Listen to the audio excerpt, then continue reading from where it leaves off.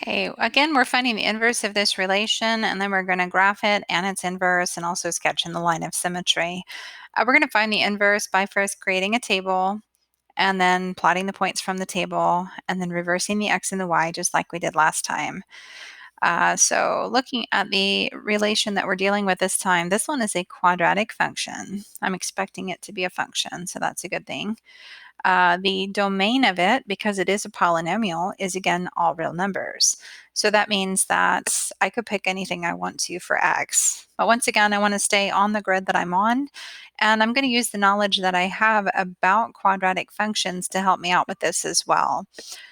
This one would be like the parent function, whose vertex is at 0, 0, but it's shifted up 1. So the vertex on this would be at 0, 1. And then it would be symmetric about that line right through the vertex. So it's going to be symmetric about the y-axis on this one. So when I pick my x's, I want to kind of pick 0 in the middle, because that's where the middle of the graph is.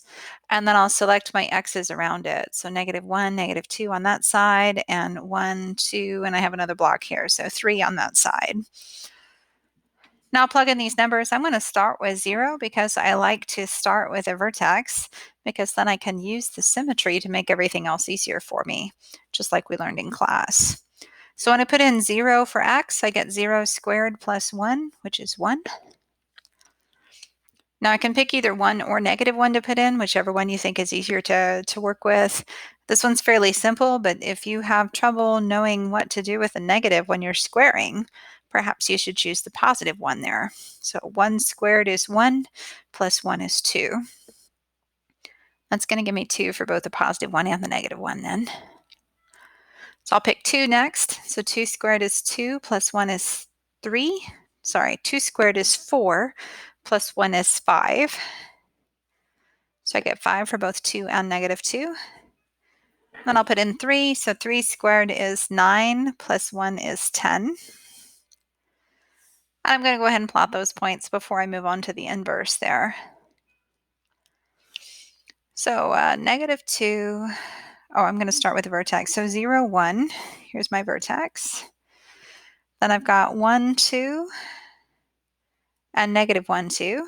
So symmetric about the y-axis, just like I was expecting. 2, 5, and -2, 5.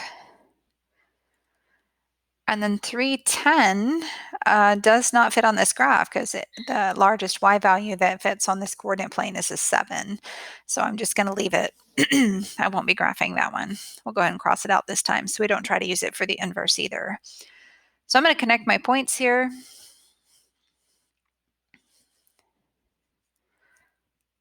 Making a parabola, and just like I taught you in class, if you draw the parabola a half at a time, it generally comes out looking a little bit prettier.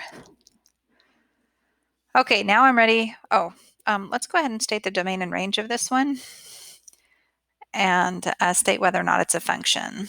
Now we already talked about domain. It is a polynomial, so I know that the domain would be any real number. I'm using the more formal notation this time, the set builder.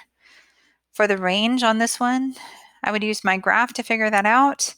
So I see that the vertex happens at 0, 1, and then everything happens on the graph above the vertex. So that means my smallest y value is a 1, and all the y's are greater than or equal to that. Now to tell whether or not it's a function, I'm using my vertical line test of functionality. I'm also thinking, well, we would have referred to this as a quadratic function. So hopefully it would turn out to be a function there. And it is. It does pass your vertical line test. So now let's go back and find the inverse. We'll start with the table. So on my table, I'm just going to take each of my x's from my function, each of my points from my function, and reverse the x and the y values. And once again, I'm only going to use the ones that actually fit on the graph, because the coordinate plane that I had is symmetric. So if it didn't fit on the regular function when I switch the x and the y, it's not going to fit. So now I'll plot all of these lovely points here. So 5, -2, 2, 3, 4, 5, -2. Then I've got 2, -1, then 1, 0, 2, 1, and 5, 2. And it looks like it's going to be a parabola, but it kind of looks like it's on its side. Which maybe if you weren't really thinking about the symmetry might be surprising to you.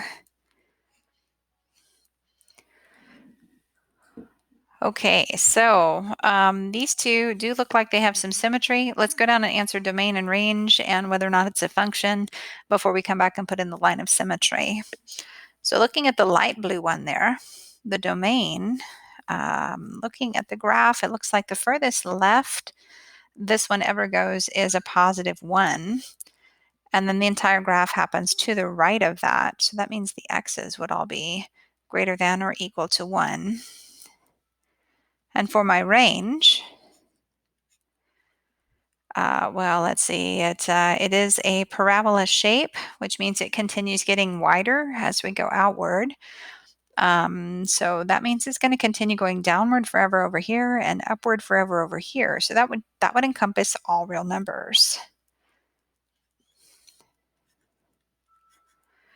And now to tell whether or not it's a function, I want to see if it passes the vertical line test.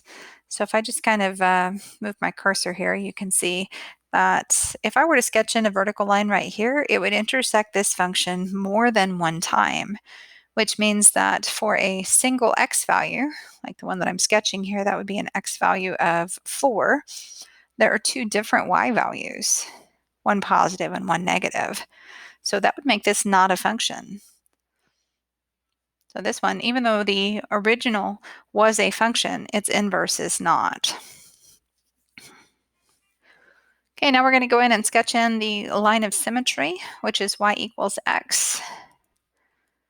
That is, of course, the line that cuts both the first and the third quadrants exactly in half. I'm going to use my line tool to do that so I can get a nice pretty line in there. There we go. Arrows on the end. I didn't label my things this time. I should do that. So my line of symmetry, of course, is y equals x. This was my original. This was my f of x. And this one was my inverse. So f inverse of x. Okay, the last thing we need to do, of course, is find the equation of the inverse of f. So again, I'm going to go back up to the top so I can do that. And I'll do this in purple. So here's my original equation. I'm going to use this space over here to find the inverse. And then I'll write the answer there at the bottom. So to find the inverse, I'm treating that f of x like it says y. So when I switch x and y, it would say x equals y squared plus 1. And now I need to solve it for y. So I would subtract 1 from both sides. So x minus 1 equals y squared. And I still need to get y all alone. So I need to do the inverse operation of squaring, which is taking a square root.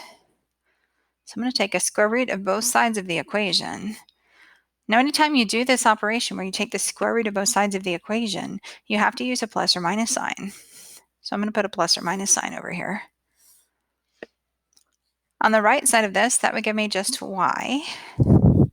On the left, I would have plus or minus the square root of x minus 1, which kind of makes it look like it should be a square root function, except it's got that plus or minus in front of it.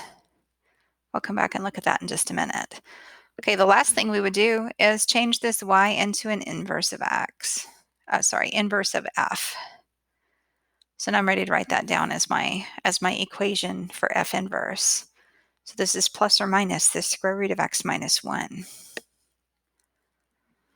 Okay, so now if this just said f of x equals the square root of x minus 1, you know what that function would look like. It's kind of a little curvy looking thing. We just studied those recently. And if we go up and look at the graph, well, that would be, let me see if I can get a highlighter here. That would be this part of the graph there. Oh, that's a square. That's not what I wanted. Let me try that again. There we go. Okay, it would be this part of the graph, which looks just like the square root parent function, but shifted 1 unit to the right. So the difference in this one is that it also has the reflection of that about the x-axis. That's the minus part of that. So that would be, I don't have a good color to use here. I guess I'll use a darker pink. There we go. So it would be this part here would be the reflection, the minus part, the minus square root of x minus 1. And together, they make up a parabola. So really that square root function is just a half of a parabola on its side. Okay, now you're going to answer the next couple of questions on the Google form.